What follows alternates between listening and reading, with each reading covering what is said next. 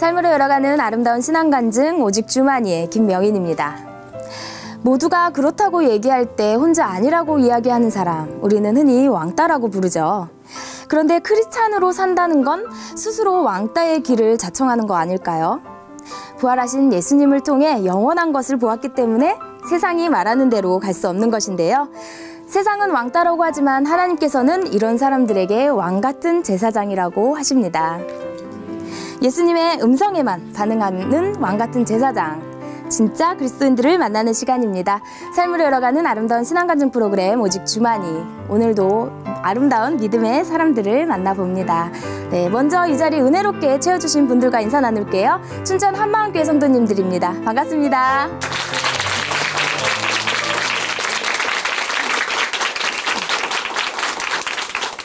네, 오늘 첫 번째 출연자 만나보겠습니다. 이번에 나오실 분은요, 참을성 하나는 끝내주는 분입니다. 어릴 적부터 집에서 왕처럼 군림하는 언니 때문인데요. 그렇게 참고 억누르며 살았던 이분, 결국 언니와는 말 한마디도 안 하는 아주 냉랭한 사이가 되었다고 하는데요.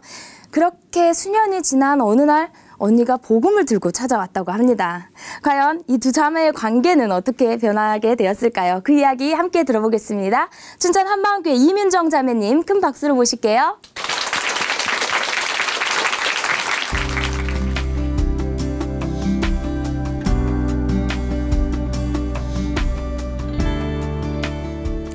안녕하세요. 저는 춘천 한마음교회에서 온 임윤정입니다. 저에게는 언니가 한 명 있는데요.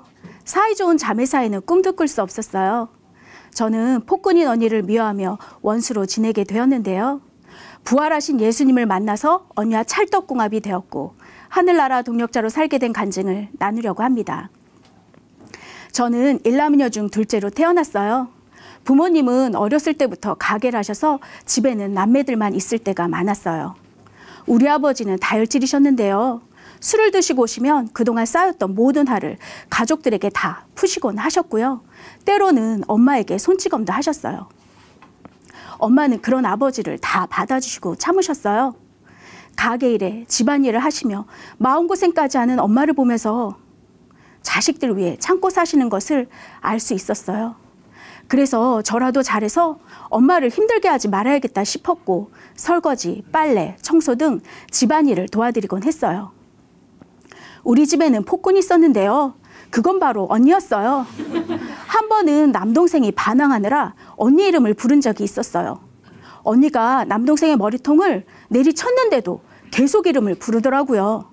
언니는 너 죽을래? 하니까 동생이 죽여봐, 죽여봐 하고 도망다니며 약을 올리는 거예요. 언니는 너 거기서 하더니 부엌으로 뭔가를 가지러 뛰어갔고 칼을 집어들고 왔어요. 그리고는 도망다니던 남동생을 붙잡아서 너 다시 한번 말해봐 하는데 그 목소리가 소름이 끼치면서 너무 무서웠어요. 전 남동생을 죽일 것만 같아서 심장이 오그라드는 것 같더라고요. 옆에서 하지 말라고 눈물로 말렸지만 언니는 칼을 내리지 않았고 남동생은 그대로 얼어붙어 버렸어요. 결국 누나라고 부르며 울어버렸어요. 언니는 이렇게 자신의 말을 듣지 않으면 무슨 짓을 할지 모르는 사람이었습니다. 우리 집은 형편이 어려웠기 때문에 저는 용돈이 생기면 엄마의 짐을 덜어드리고 싶어서 항상 책상 깊숙한 곳에 돈을 다 모아놓았어요. 모은 돈으로 학용품을 사거나 부모님 생신 등 기념일을 챙기기도 했고요. 그런데 언니는 제 마음도 모르고 제 돈을 호시탐탐 노리는 거예요. 모아놓으면 없어지고 모아놓으면 없어지고 또 숨기면 귀신같이 찾아서 다 쓰고 왔어요. 억울하기도 했지만 싸움 한번 할 수가 없었어요. 언니가 무서웠으니까요. 이런 언니와 같은 방에서 사는 것은 정말 죽을 맛이었는데요. 시험 기간에도 언니가 야, 불 꺼 하면 추운 말에 나가 떨면서 공부하기도 했고요. 야, 물 갖고 와. 야, 이불 깔어 하면서 온갖 심부름을 시키기도 했어요. 한밤중엔 자는데 깨워서 연탄불까지 갈고라고 시켰는데 정말 미치겠더라고요. 부부는 힘들면 이혼하기도 하고 친구는 안 보면 그만이지만 가족은 그럴 수가 없잖아요. 또 방이 없으니까 죽어도 같이 지낼 수밖에 없고요. 이런 언니 때문에 화가 치밀어 오르기도 했지만 엄마를 생각해서 참고 살자고 다짐을 했어요. 덕분에 저의 인내심은 끝내줬는데요. 언니의 10분의 1, 아니 100분의 1만 참고 대해도 친구들은 이해심이 많다고 너무 좋아하는 거예요. 이해심과 인내심 덕분에 학교에서는 친구들이 뽑은 상도 받았고 항상 주변엔 친구들이 많았어요. 부모님이나 주위 어른들도 다 저를 칭찬하셨는데요. 다 언니 덕분이죠. 하지만 이렇게 참고 사는 제 안에선 성과하기 날마다 싸움을 하고 있었고 그런 싸움은 저를 더욱 힘들게 했어요. 가끔은 나도 내 성질대로 해버릴까? 하는 마음이 들다가도 아니지, 엄마를 생각해서라도 내가 참아야지. 그리고 내 성질대로 하다가 언니한테 어떻게 될지도 몰라. 이런 생각들로 혼자의 싸움을 이어가야 했습니다. 제 자신을 죽이며 사는 생활이 계속되면 될수록 사람들과는 잘 어울리지만 속마음은 누구에게도 얘기하지 않았고요. 항상 남의 눈치를 보게 되고 남의 상황에 저를 끼워 맞추며 사는 사람이 되어버렸어요. 속에서는 화병이 생겼는데 무조건 참고 산다는 것은 정말 힘든 일이었어요. 이런 마음을 누구에게도 터놓고 얘기할 수 없었고 저를 도와줄 누군가가 있다면 만나고 싶다는 생각을 하게 되었어요. 그래서 중학교 다닐 때는 불교반에 들어가서 기웃거려 보기도 했고요. 엄마가 교회를 다니게 되면서 답답한 마음을 해결받고 싶어서 교회 함께 다니게 되었어요. 매주 예배도 드리고 기도도 했지만 이 답답한 마음은 해결되지 않더라고요. 그런 가운데 IMF를 맞아서 경기가 안 좋아지자 집안 형편은 점점 더 힘들어졌어요. 돈을 벌기 시작한 언니는 우리 집 권력의 핵심이 되었는데요. 말 한마디에 식탁의 메뉴가 바뀌고 모든 것이 언니 위주가 되었어요. 언니는 집에 들어올 때마다 옷, 가방, 화장품, 신발 등을 잔뜩 사들고 왔어요. 특히 옷을 참 많이 샀는데요. 워낙 많이 사다 보니까 본인이 무엇을 샀는지조차 모르더라고요. 걸리면 죽을 걸 알지만 언니 몰래 옷을 입기도 했어요. 그러던 어느 날 딱 걸렸고 언니가 제 머리통을 냅다 내리치면서 욕을 하는데 정말 내가 왜 이러고 사나, 이건 아니다 싶더라고요. 자존심도 상하고 여태까지 참고 살았던 것이 억울하기도 해서 울고 있는데 야 시끄러, 울려면 나가서 울어 그러는 거예요. 이불을 뒤집어 쓰고 서럽게 울면서 내가 다시는 이 인간을 상대하나 봐라. 똥이 무서워서 피하냐 더러워서 피하지? 그래 너는 너대로 살고 나는 나대로 살자. 언니는 무슨 언니, 이제 내 인생에 언니는 없어. 이렇게 마음을 먹었어요. 언니가 방에 들어와도 아는 척도 안 하고 말을 시켜도 대꾸도 안 하니까 어느 날은 잔뜩 분이 나서 주먹으로 등짝을 내리치기도 하고 야구방망이로 때리기도 했어요. 그런데도 무언의 침묵 시위는 7년간 계속되었습니다. 저는 돈을 벌어서 가정의 보탬이 되기 위해 대학교 4학년 때부터 일을 시작하게 되었어요. 직장에서도 저의 인내심은 빛을 발했는데요. 어딜 가든지 누구를 만나든지 부딪힐 일도 없었고 인정을 받곤 했어요. 남들은 저를 착하고 성실하다며 좋아했지만 제 마음은 늘 공고했습니다. 그러던 중 남편을 친구의 소개로 만나게 되었어요. 남편의 가정 형편은 너무 안 좋았고 미래가 불투명했지만 제 말을 다 들어주고 나한테 맞춰주는 성격 하나만 보고 긴 연애를 하게 되었어요. 그렇게 6년 연애 후 결혼하게 되었는데요. 언니는 전혀 몰랐어요. 남편을 결혼식장에서 처음 봤으니까요. 결혼하고 3년 동안 한 번도 우리 집에 찾아온 적도 없었고 임신했을 때도 아이를 낳았을 때도 통화 한 번 한 적 없었어요. 그런데 아이를 낳고 한 달쯤 지났을 때 전화가 온 거예요. 예수님을 만났다고 하면서 집에 오겠다고 하더라고요. 솔직히 좀 황당했고 미친 거 아닌가 하는 생각도 들었어요. 며칠 후 언니는 같은 교회를 다니는 자매님과 함께 왔고 자매님은 저에게 복음을 들려주었어요. 실은 결혼 후 3년 동안 아이가 없었을 때 하나님께 기도를 했었는데 그때 아이가 생긴 거예요. 그래서 저도 시간만 있다면 하나님에 대해 알고 싶다는 마음이 있었고 그렇게 매주 예배를 드리게 되었어요. 5주째 되었을 때 한 말씀이 제 마음에 꽂혔어요. 에베소서 2장 말씀이었어요. 이 세상 풍속을 쫓고 공중의 권세 잡은 자를 따라 육체와 마음이 원한 대로 산 자가 본질상 진노의 자녀라는 말씀을 듣는 순간 세상 풍속을 쫓고 육체와 마음이 원한 대로 산 자가 진노의 자녀라고? 정말 깜짝 놀랐어요. 내 마음, 내 뜻대로 산 자가 진노의 자녀라는 말을 듣는 순간 그대로 제 실상이 비춰지면서 너무나 두려웠어요. 자매님은 저에게 보이지 않는 하나님을 어떻게 믿을 수 있어요? 하고 물으셨는데 아무 말도 할 수가 없더라고요. 하나님께서 선택하신 방법은 이 땅에 하나님이 직접 오셔서 보여주시는 것이라고 하셨어요. 다른 종교는 인간이 신을 찾아가지만 기독교는 하나님이 인간을 찾아오셨다고요. 그분이 바로 예수님이시고 그 예수님을 하나님으로 믿을 수 있는 확실한 증거가 성경의 예언대로 이루어진 부활이라고 하셨어요. 이후에 예수님 동생 야고보, 베드로, 도마, 바울 등 부활의 주님을 만나 변화된 증인들을 세우셨어요. 부활이 성경대로 이루어졌고 부활하신 예수님을 만났던 수많은 증인들을 통해 아, 이것은 진짜구나. 그렇다면 부활하신 예수님이 정말 하나님이 맞구나. 말로만이 아닌 죽음으로써 그들의 피로써 사실임을 입증했다면 이건 100% 사실이라는 것이 제 마음에도 확증이 되었어요. 예수님은 본래 나의 주인이셨더라고요.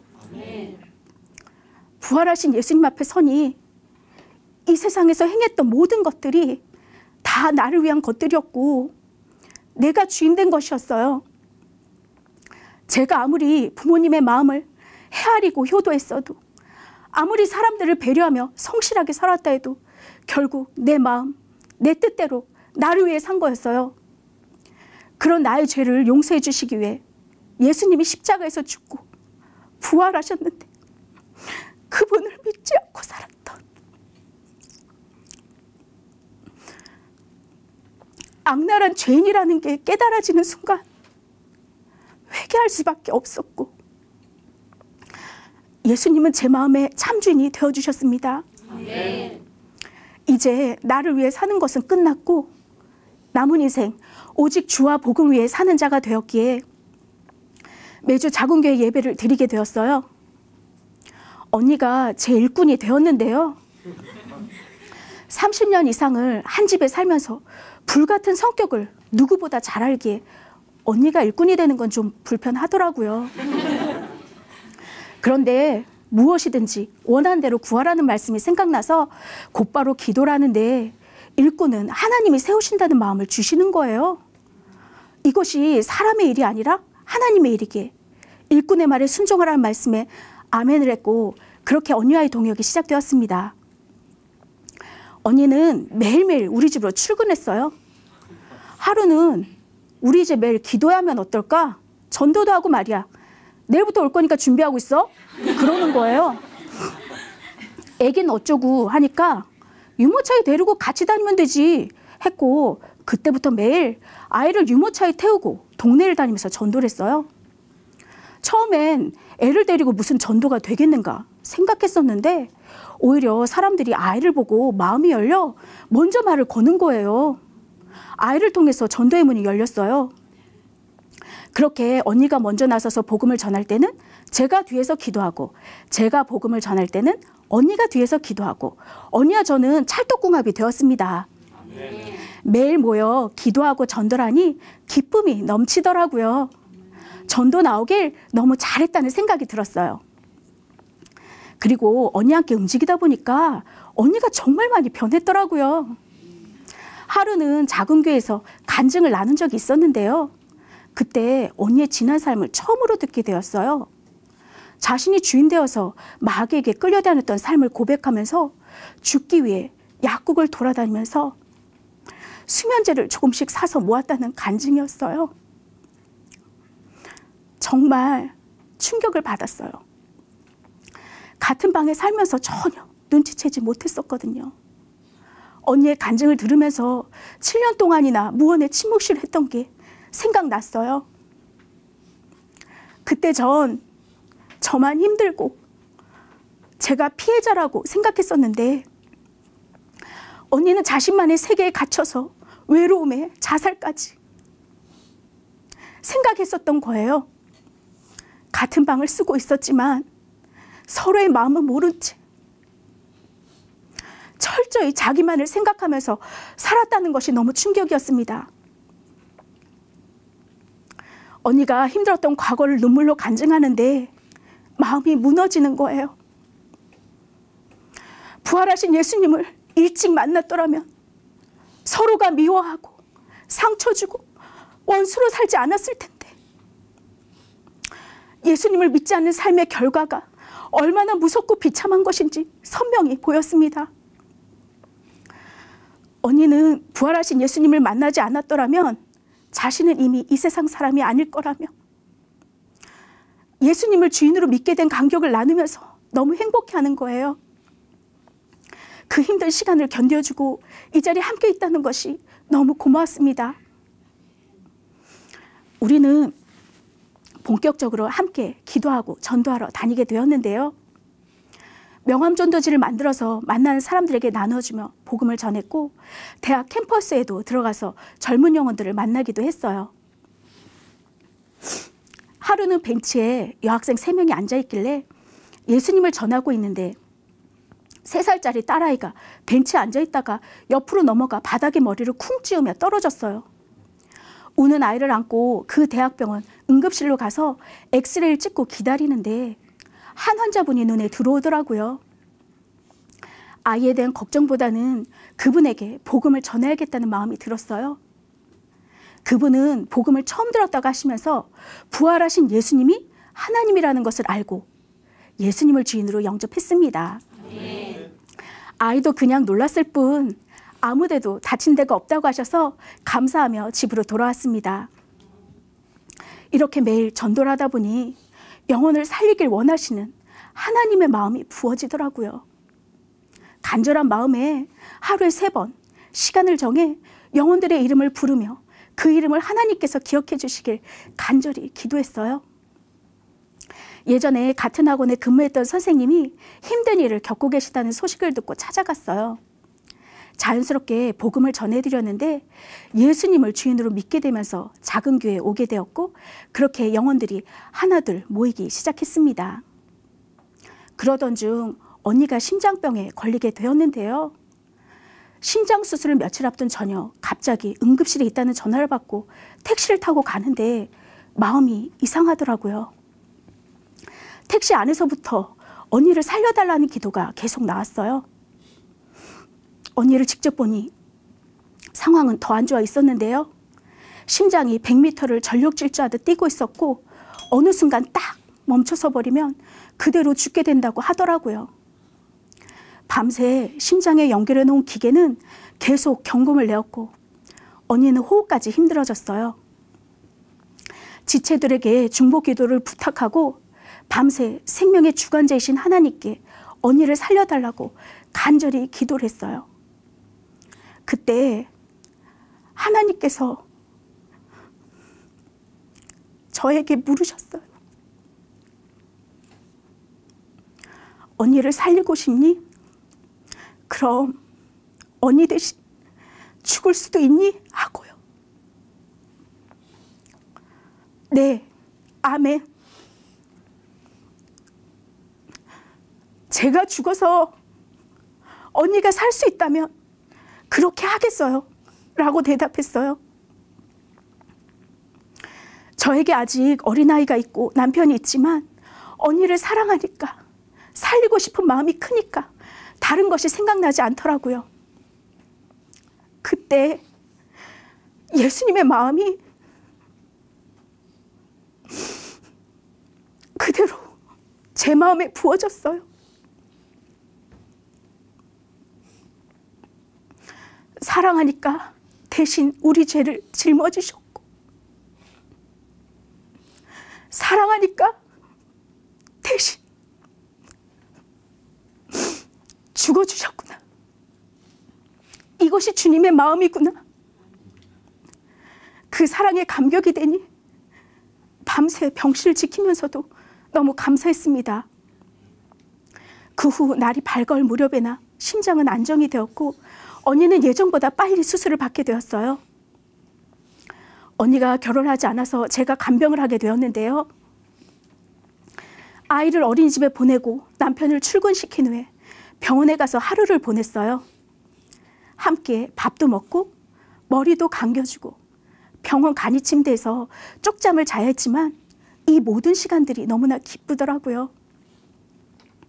더욱 좋았던 것은 같은 병실에 계신 분들에게 함께 복음을 전할 수 있었던 거였어요. 그 중에 한 분은 불교 신자였는데 심한 당뇨와 합병증에 심장수술까지 하셨어요. 그분이 어느 날 이런 내가 살아서 뭐하나 하시며 비관하시길래 예수님을 전했어요. 처음엔 난 불교 신자니까 그런 말 하지 말라고 하셨지만 언니가 끝까지 포기하지 않고 기도하며 복음을 전했는데 태어나신 날 결국 예수님을 주인으로 믿게 되었어요. 다른 병실을 돌아다니면서도 부활하신 예수님을 전한 삶은 기쁨 그 자체였고 영원한 나라를 바라보는 우리는 함께하는 것만으로도 매일 즐거웠습니다. 언니의 병을 통해서 우리 두 자매에게 최고의 시간을 허락하신 하나님께 너무나 감사했습니다. 어느새 7년째 언니와 동역을 하고 있는데요. 언니는 추진력 있고 예리해서 말씀으로 작은 교회를 인도하고 있고요. 저는 집을 오픈해서 예배 때마다 식사를 대접하며 지체들을 섬기는 게 즐겁습니다. 각자의 은사대로 작은 교회를 섬기며 견고히 세워가고 있어요. 예전에는 서로 너무 달라서 원수였던 우리였지만 복음으로 하나가 되니까 부족한 부분을 서로 보완하는 최고의 동력자가 되었습니다. 그동안 저와 다른 언니를 참 많이도 미워하면서 살았는데요. 절대로 회복될 수 없을 것 같았던 언니와의 관계를 복음으로 해결해 주시고 하늘나라 동력자로 살게 해주신 하나님의 은혜에 감사를 드려요. 언니와 함께 오직 주와 복을 위해 달리겠습니다. 감사합니다.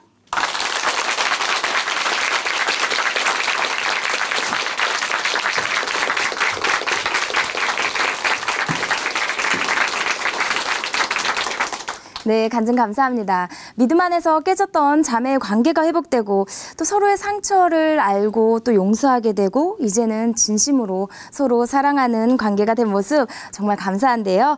부활하신 예수님을 좀 더 빨리 알았으면 하는 아쉬움도 있네요.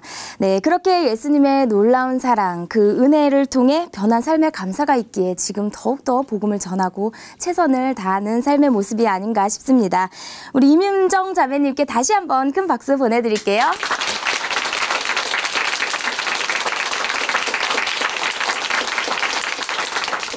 아름다운 믿음의 고백으로 하나님의 은혜를 나누는 오직 주만이. 네, 오늘의 두 번째 출연자 함께 만나보겠습니다. 이분은요, 가난한 가정에서 자랐습니다. 그래서 부모님과 조부모님의 그 따뜻하게 돌봐주는 그 시간이 부족했다고 하는데요. 그래서 집에서 사랑받지 못해서 항상 불안하고 자신 없는 모습이었다고 해요. 그랬던 이분에게 유일한 탈출구가 공부였는데요. 공부를 잘하면 선생님과 또 학생들에게 칭찬을 받고 사랑을 받을 수 있었기 때문이죠. 그렇게 열심히 공부를 해서 드디어 의사가 되었습니다. 그런데 외로움과 열등감 그리고 우울증은요, 점점 더 심해져만 갔다고 합니다. 그랬던 이분이요, 이제는 더 이상 외롭지도 슬프지도 않다고 하는데요. 도대체 어떻게 된 일인지 그 이야기 함께 들어보겠습니다. 춘천 한마음교회 이북일 자매님 큰 박수로 모실게요.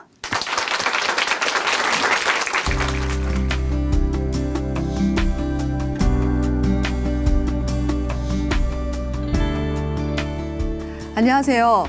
춘천 한마음교회 이북일입니다. 의사가 되어 제 마음의 질병을 해결하고자 했지만 여전히 힘들게 살던 제가 부활하신 예수님을 만나 마음의 건강을 되찾게 되었고 육체뿐 아니라 영혼을 살리는 의사로 살게 된 간증을 나누려고 이 자리에 섰습니다. 제가 어렸을 때 친할아버지께서 도박으로 재산을 탕진하셔서 늘 가난에 시달려야 했습니다.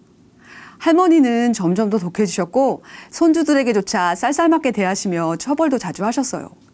어머니에게는 그 정도가 심하셨는데요.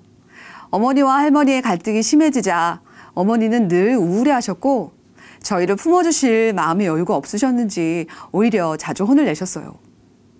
아버지 또한 일이 바쁘셔서 자주 볼 수는 없었지만 얼굴을 보게 되는 날에는 별일 아닌 일에도 욱하시며 분을 내셨고 마음에 들지 않는다며 큰 소리를 지르셨습니다. 혼난 뒤에라도 밥은 꼭 먹어야 했는데요. 눈물을 참으며 간신히 밥을 먹다가 눈물 콧물이 밥에 떨어진 적이 있었어요. 그러자 아버지는 더럽다고 숟가락으로 밥상을 딱 치시며 화를 내시는 거예요. 아무도 저를 따뜻하게 감싸주는 사람이 없었고 저는 늘 외로웠습니다.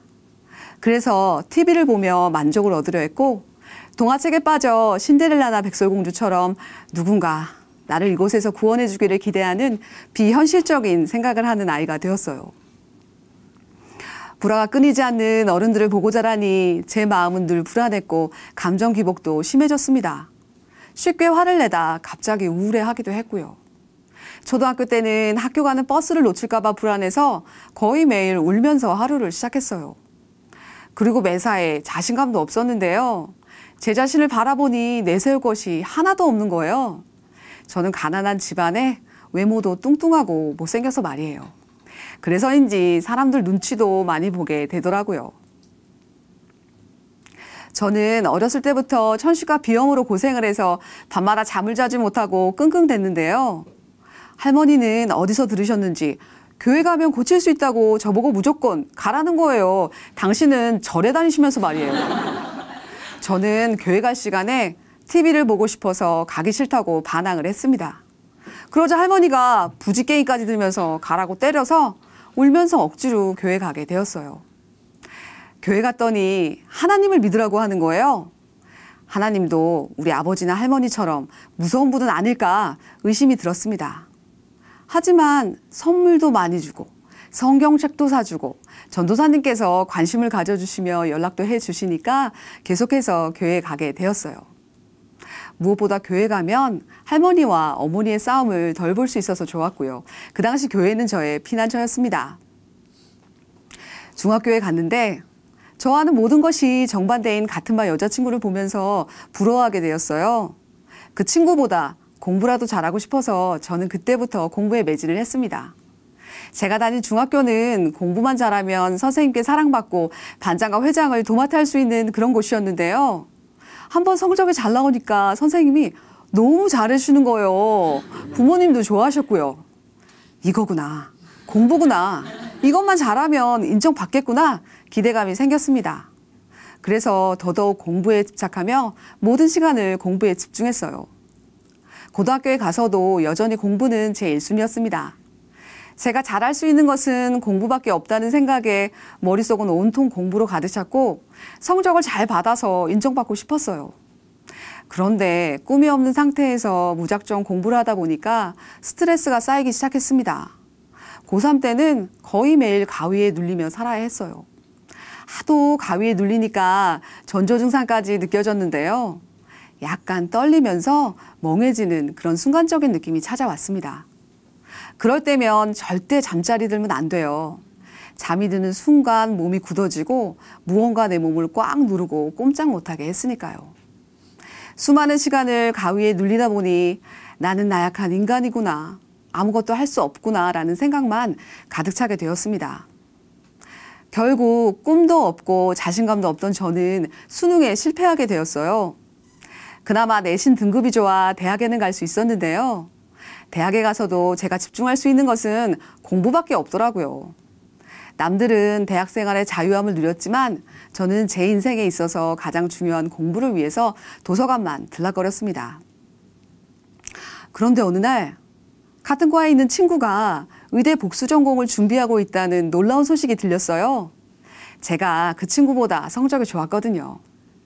저는 무작정 열심히 준비했고 결국 의대 복수 전공에 합격을 하게 되었습니다. 그때 당시 IMF로 인해서 아버지가 직장을 그만두셔서 수입이 없는 상태인데도 저는 고집을 부리며 5기로 의대 가게 되었습니다. 5기로 들어간 의대는 참 쉽지만 않더라고요. 아침부터 저녁까지 이어지는 수업과 실습, 일주일 멀다 하고 다가오는 시험, 그리고 유급을 피하려면 다른 생각은 할 틈이 없었어요. 이곳에서 살아남으려면 공부밖에는 답이 없다는 생각이 들면서 정말 공부만 했습니다. 그리고 외로운 게 너무 싫으니까 사람이 많은 도서실에서 공부했고 자취방은 잘 때만 들어갔습니다. 그런데 어느 순간부터 외로움뿐만 아니라 불쑥불쑥 원인 모르는 두려움이 저를 엄습해오는 거예요. 이것이 점점 심해지면서 어두운 곳에 세워놓은 차 안에서 뭔가가 튀어나올 것만 같아서 가슴이 막 두근거리고 무섭기도 했고요.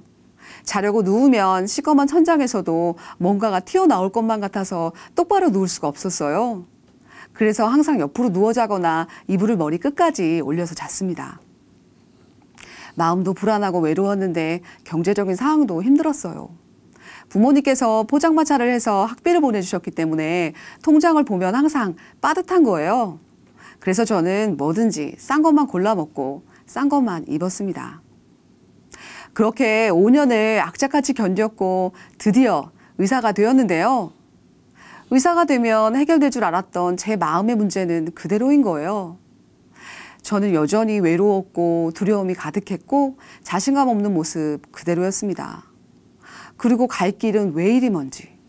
인턴 과정 1년, 레지던트 과정 4년, 전임의 과정 1, 2년이 저를 기다리고 있었고 실력으로 인정받는 세계에서 염려까지 더해져서 저는 더욱더 힘든 시간을 보낼 수밖에 없었습니다.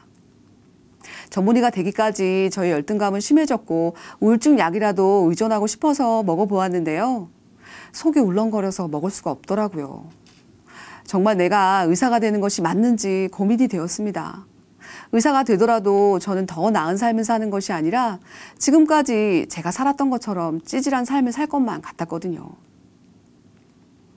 그런 와중에 같은 병원에서 일하는 소아과 선생님과 자주 만나서 많은 이야기를 나누게 되었는데요. 그 친구는 춘천 한마음교회 다닌다는 거예요. 이상하게도 그 친구가 들려주는 하나님 말씀이 오랫동안 제 마음에 남았습니다. 그 친구를 따라 작은 교회 예배에도 참석하게 되었어요. 저는 그때 당시 외로움이 극치를 달리고 있었던 터라 너무나 즐겁더라고요. 그곳에서 만난 일꾼 자매는 동갑이었는데 그 자매를 만나니 제 마음이 너무 기쁜 거예요.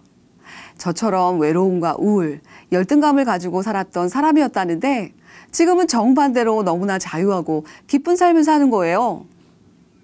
저는 부러움과 호기심으로 가득 찼고 그 비결이 궁금해서 매주 예배를 드리고 말씀을 나누면서 함께하게 되었습니다.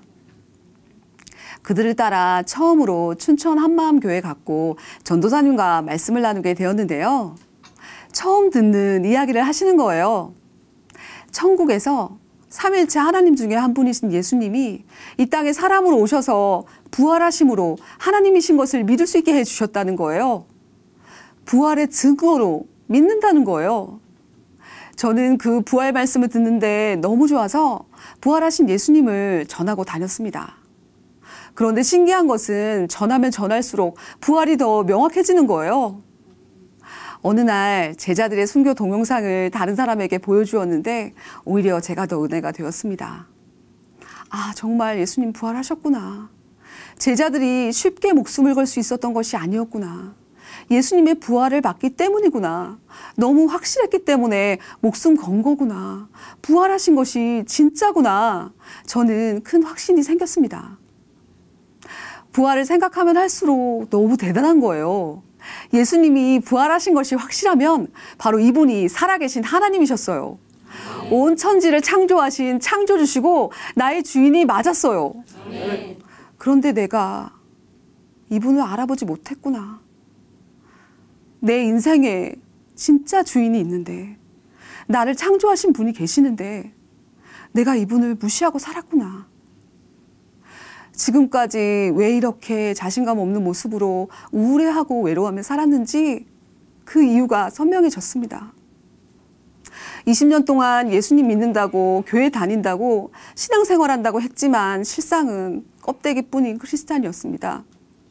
속은 여전히 내가 내 삶의 주인이 되어 예수님을 이용하는 자였습니다.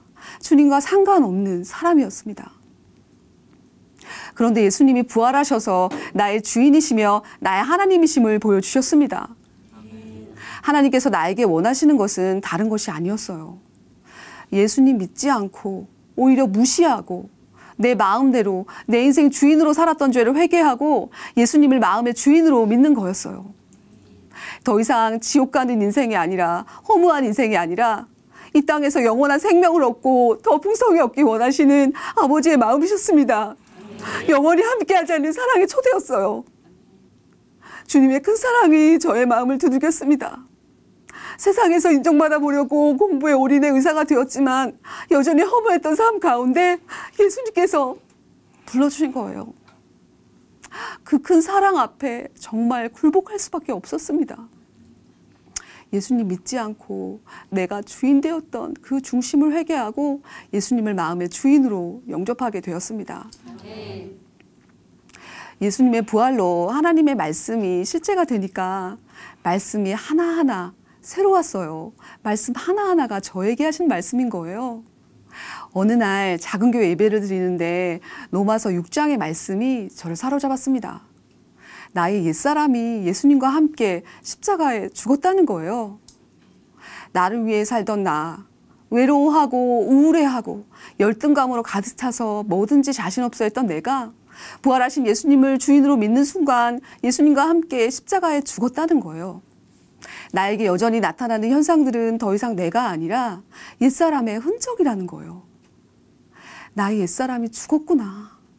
나는 새 피조물이 되었구나. 예수님과 영원히 연합된 존재가 되었구나.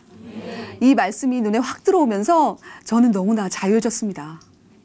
난 더 이상 우울한 자가 아니야. 항상 기뻐하는 자야.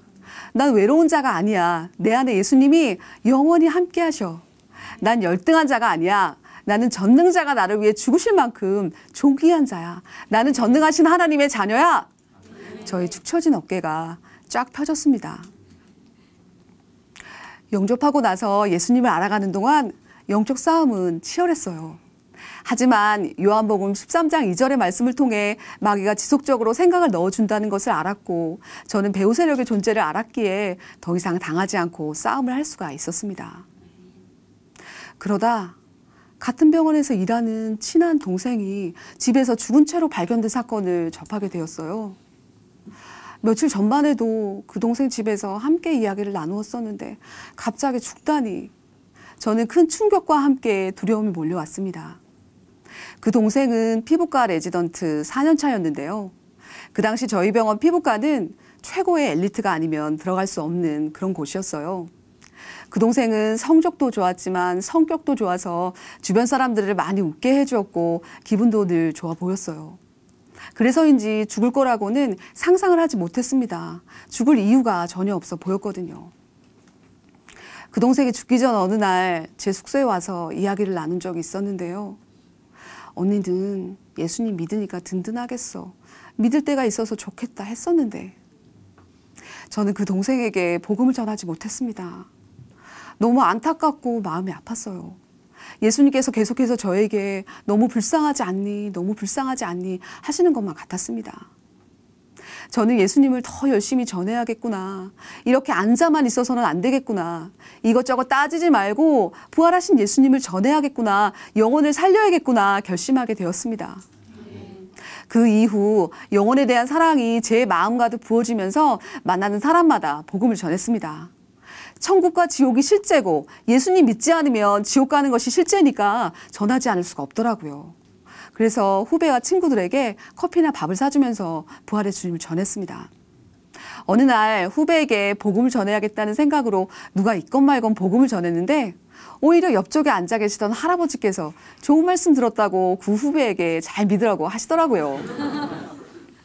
회진을 돌 때도 사랑으로 환자들을 열심히 진료했고 기도도 해드렸습니다. 어느 날 중환자실에 누워있는 환자분에게 기도해 드리겠다고 하고 예수님을 전했는데 눈물을 흘리면서 아멘 하시는 거예요. 영접 기도에도 아멘 하셨고요. 정말 이때를 위해 의사 가운을 입혀주셨구나 싶었습니다. 수술 들어가시는 할아버지의 손을 잡고 기도해 드리기도 했었고 병동을 돌면서 환자들에게 부활하신 예수님을 전하고 기도해 드렸어요. 그러고 나니 수련을 마칠 때쯤 친절 의사에 뽑혀서 병원장님 표창도 받게 되었답니다.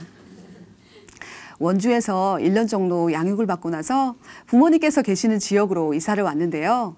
사랑하는 가족들에게 복음을 전하게 되었습니다. 여동생과 먼저 예배를 드리면서 자연스럽게 어머니도 예배를 드리게 되었어요.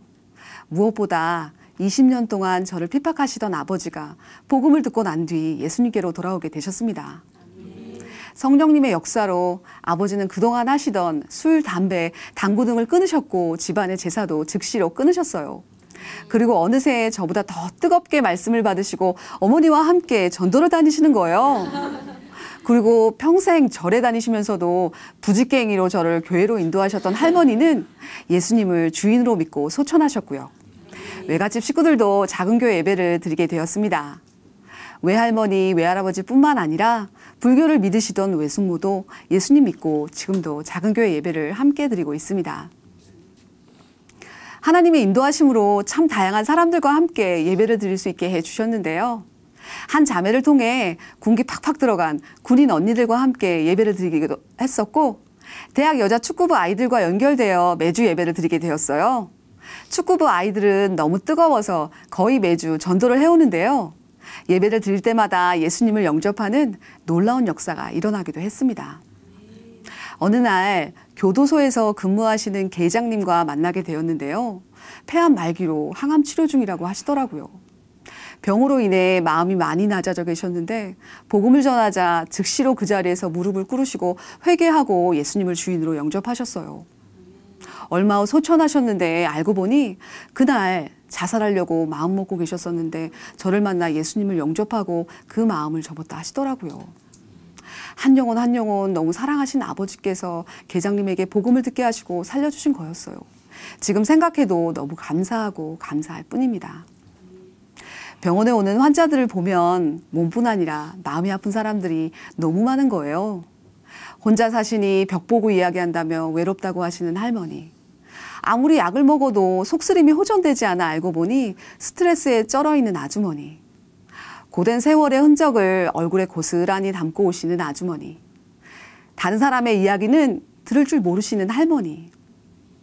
마음이 약해져서 병원만 오면 가슴이 떨리고 혈압이 올라가는 주부 등등. 그들에게 필요한 것은 약뿐만이 아니었습니다. 그들에게는 무엇보다도 참 자유를 주시는 예수님이 필요했습니다. 정성스럽게 진료를 받으면서 예수님을 전하기도 하는데요. 고맙다고 하시는 분도 있더라고요. 저는 지금 제가 살고 있는 지역의 내과병원에서 근무하고 있는데요. 매일 병원을 위해 병원에 오는 환자들을 위해 기도하고 있습니다. 또한 제 마음에 영혼을 긍휼히 여기고 사랑하는 마음을 부어달라고 기도하며 하루를 시작하는데요. 하나님만 의뢰하며 기쁘고 담대하게 살고 있습니다. 제가 환자를 잘 치료할 수 있을까 염려하지도 않아요. 하늘에 나는 새도 하나님이 허락하시지 않으면 떨어지지 않는다 하셨습니다. 사람이 죽고 사는 것, 병의 치유도 하나님 손안에 있습니다. 저는 최선을 다해 사랑으로 환자들을 돌볼 뿐이고 하나님께서 해주시면 육체의 질병을 치료하는 것뿐만 아니라 마음의 병도 치료하고 영혼도 살릴 수 있는 의사로 최고의 삶을 살 수 있는 거더라고요. 오늘도 모든 아픔을 치료하시는 주님만 의뢰하며 달려나갈 것입니다. 예수님은 나의 주, 나의 하나님이십니다. 감사합니다.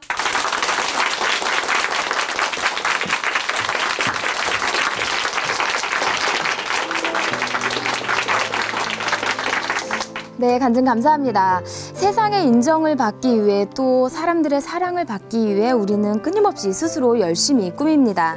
하지만 그 껍데기 아래 감춰진 우리의 본질은 여전히 슬프고 외로운데요. 내가 온 것은 양으로 생명을 얻게 하고 더 풍성히 얻게 하려는 것이라 이렇게 말씀하신 예수님과 내가 그리스도와 함께 십자가에 못 박혔나니 그런즉 이제는 내가 사는 것이 아니오 오직 내 안에 그리스도께서 사는 것이라.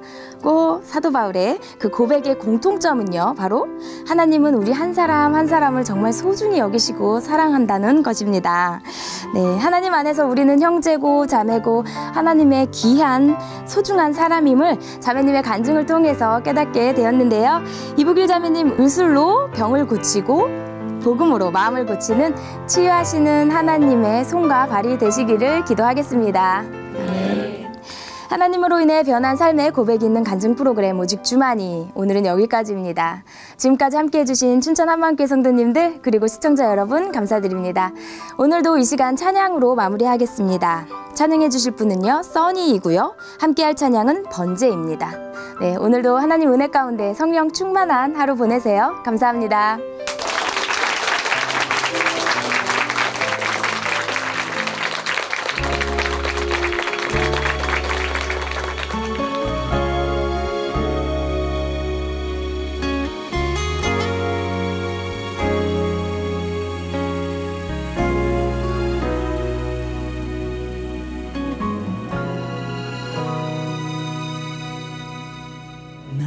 어김없이 태워주소서.